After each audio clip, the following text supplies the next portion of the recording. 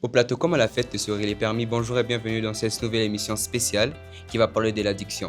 Cri silencieux ou piège invisible. Avec nos deux invités spéciaux, j'ai nommé Madame la psychologue Maria et Madame la coach Annie qui va donner un conseil pour tous les addicts de cette terre. Bonjour Madame la psychologue. Bonjour Barakel et merci pour l'invitation. Nous expliquer qu'est-ce qu'une addiction parce que beaucoup de personnes citent le mot, prononcent le mot dans les phrases mais ne savent pas qu'est-ce que c'est. Déjà, je dirais Barakel qu'une addiction, c'est tout comportement qu'on n'arrive plus à contrôler.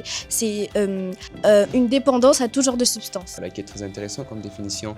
Mais quelles sont les substances? Il y a plusieurs sortes de substances qui peuvent rendre addictes les personnes. Je peux en citer quelques-unes, comme par exemple l'alcool, la drogue, la puff, comme vous avez l'habitude de dire. Même parfois les réseaux sociaux, le café, tout ça, tout ce qui est dans notre quotidien peut rendre addict une personne. Merci pour vos interventions. Alors, je vais revenir à vous, Madame Annie. Apparemment, vous êtes coach, c'est intéressant. Mais Oui, pouvez-vous c'est nous ça. expliquer comment sortir ces personnes de l'addiction? Pour sortir de l'addiction, je peux proposer des conseils. Premièrement, il faut reconnaître que tu as un problème. Parce qu'on dit qu'un fou est délivré de sa folie lorsqu'il connaît qu'il est fou. C'est déjà une délivrance pour lui. Déjà, il faut connaître que tu as un problème par rapport à ton comportement ou aux gestes que tu poses. Et que ces problèmes ont besoin d'être résolus. Tu dois aller voir un psychologue ou bien un médecin qui pourra t'aider, te libérer de l'isolement. Alors, vous conseillez à nos jeunes de pouvoir accepter le fait d'abord qu'ils sont addicts. Ce qui est très intéressant d'un point de vue psychologique. Et Madame la psychologue, avez-vous quelque chose à ajouter à ce qu'elle a dit à propos de sa délivrance? Je dirais déjà, Barakel, que la société emprisonne ces personnes addictes dans une sorte de prison de rejet. Ces personnes, elles se sentent rejetées par la société et du coup, l'isolement, c'est le premier, je peux dire, symptôme ou signe d'une addiction.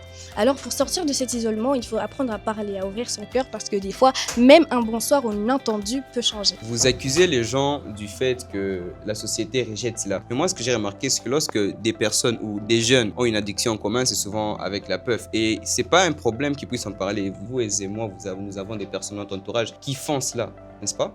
Mais est-ce que ces personnes ont-ils réellement peur d'en parler ou est-ce que ces personnes partagent-ils juste un fait commun qui permette à ce qu'ils puissent continuer dans ça? Très souvent, les personnes sont addictes de la puff, comme vous avez dit, parce qu'elles suivent le mouvement de masse. Alors, comme les gens, ils aiment bien suivre le mouvement de masse, on a créé quelque chose comme une désintox. Ils vont aller dans un centre de désintoxication et là, ils vont se retrouver entre addicts. Et c'est plus facile de sortir de quelque chose quand vous êtes accompagné. Je vois que Madame Annie a une réaction, alors Madame la coach, vous pouvez parler? Par rapport à ce que j'ai dit, je m'aimerais ajouter que du fait de sortir de l'isolement, il faut aussi ajouter qu'il faut avoir la confiance en soi. Et puis, il ne faut pas te culpabiliser. Quand tu te dis que ce que je fais ici, il n'y a personne qui peut me comprendre, soit on ne peut pas m'aider, là déjà c'est un problème. Il faut être libre. Il faut être libre. Donc tu libères ton cœur, tu ouvres, soit comme je l'ai dit à un médecin, tu pars, tu lui fais confiance, là il pourra t'aider. Cependant, j'aimerais laisser la parole de fin à Madame la psychologue.